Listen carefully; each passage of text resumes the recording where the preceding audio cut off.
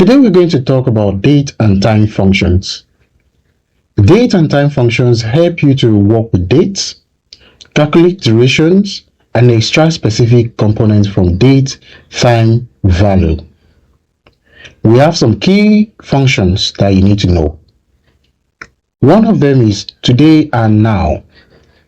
Today returns current dates, which updates automatically.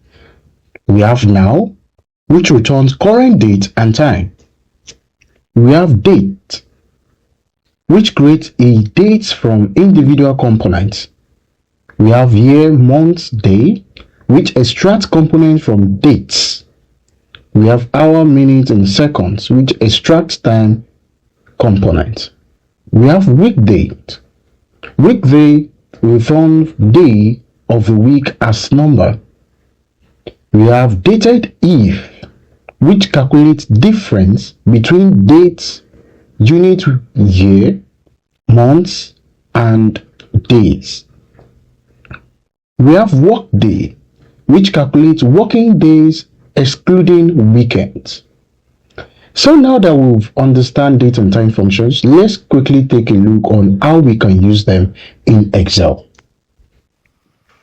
So let's quickly create something in date and time function. So we're going to work with the first key function in date and time function.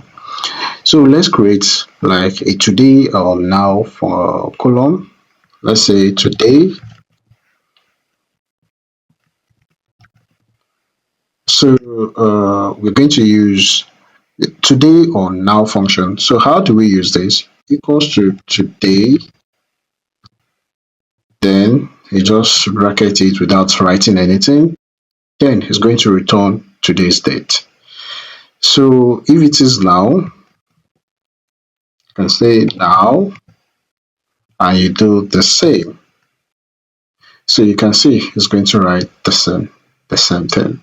So you can just put them down, and then we are going to be done. We are done with the now function. You can see today and now returns the current date.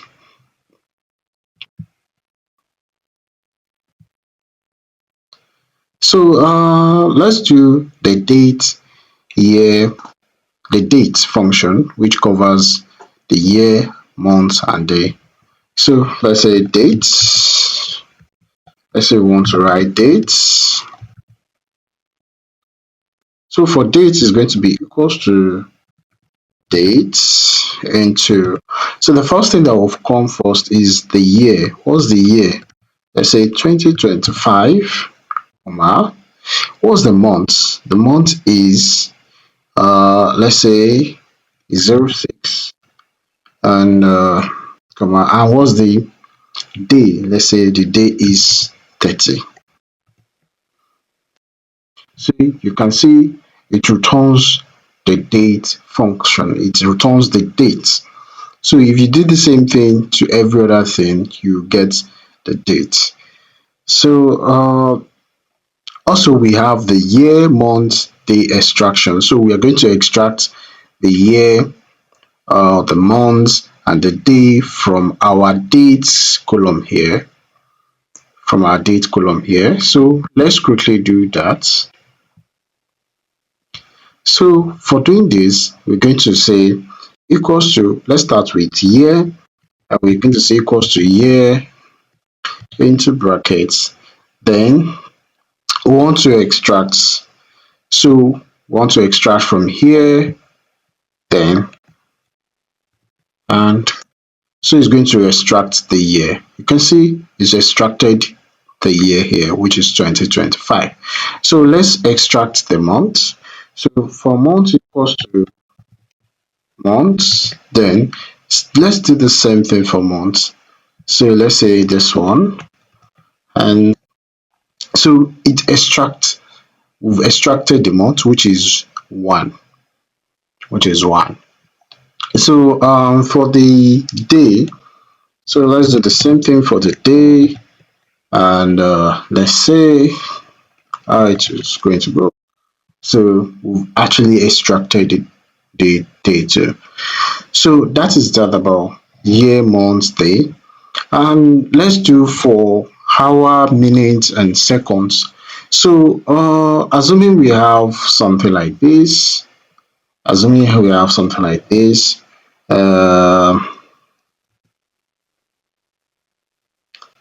2:30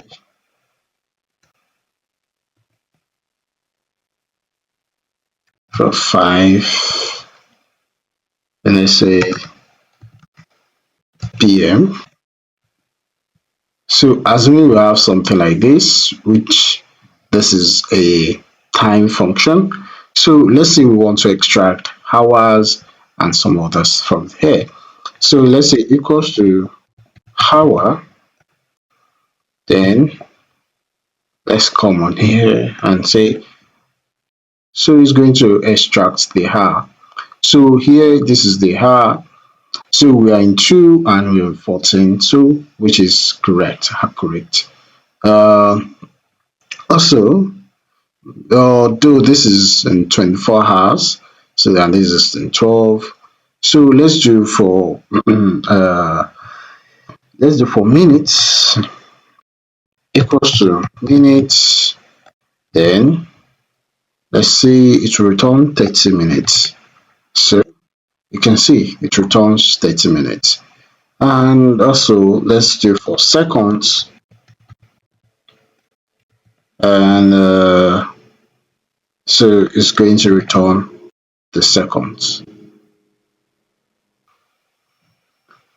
So let's continue by doing the weekday. So for the weekday return the day of a week as number.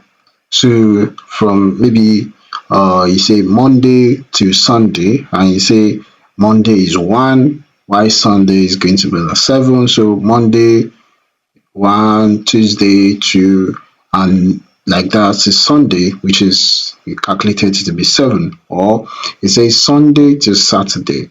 So depending on what you want to do. So let's calculate our weekday. How do we know the weekday? So it's simple, equals to weekday,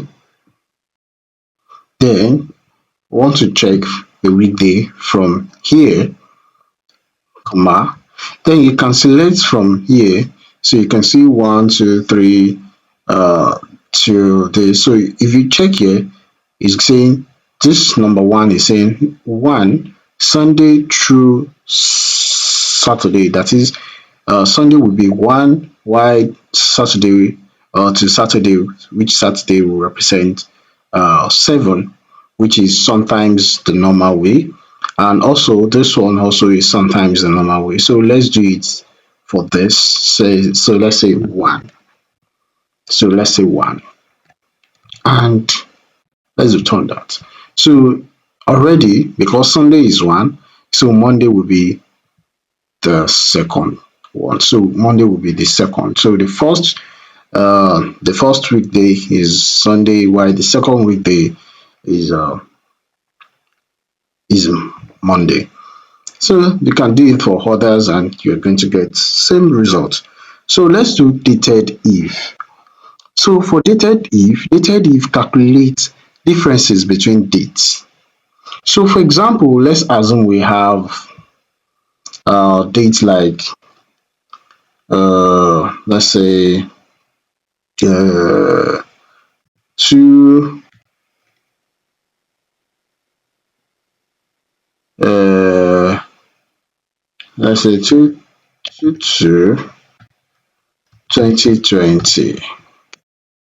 So let's say we have 2020 and we have, so we want to check the difference between this and this. So we use the dated if. So one thing about the dated if is you can do it in units. You can know what's the difference among the years. So you can know the difference among the months and the difference in days. So let's do for year. So let's try and do the dated if now. Dated if equals to dated if into brackets. So the first thing that will first come is the uh, they lower the previous year. So let's say this year and the current year. So the current one or the earliest one, and followed by what are we using the year? Do you want to check the difference between the year or the month or the day? So here we are doing for the year. We're doing for the year, and by this we say then we can see the difference for the year. So let's do for months. Let's do for months and see. So for months you can see it's March, 60 months. So let's do uh for for day. So for day you can see how it went down. So we also have a last one, which is the work day. We have as many as possible. We have even the network day and many others. So we're going to stop at the work day. So for the work day, we want to calculate working day excluding weekend. We want to calculate working day excluding weekends. So how do we do this?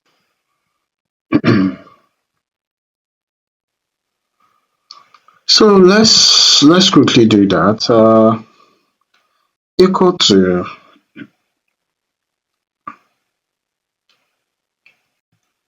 workday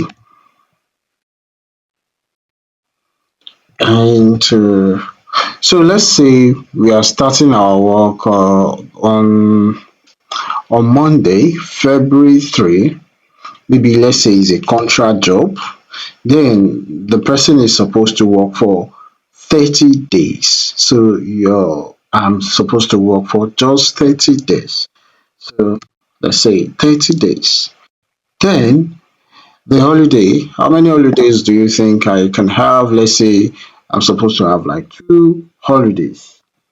So let's say in that month, I'm supposed to have like 2 holidays. Then if I return that, so it's going to tell me my work day. So you can see I am supposed to work from February 3 to March 17. So I'm supposed to work from February 3 to March 17. So you can calculate that. So if you calculate the differences, so let's do a brief calculation. So let's do dated if, right, into February 3, right, comma, and this, right, and let's say months. Let's say months. Then we want to know what's the difference. Oh, sorry. Let's say day. Sorry. Let's say day. Sorry. So for the day, so it's 42. So it's 42. And why we getting 42 in this regard is, I'm to work for 30 days. So which exclude the weekends. So if you had the weekends to hit, so it makes it 42 days.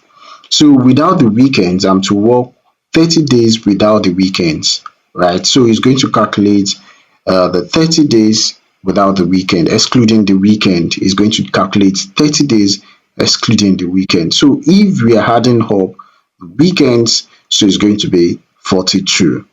So that is what this is for. And this is how we came to the end of the dates function. You can also explore more date functions that we have like network and so many other date functions.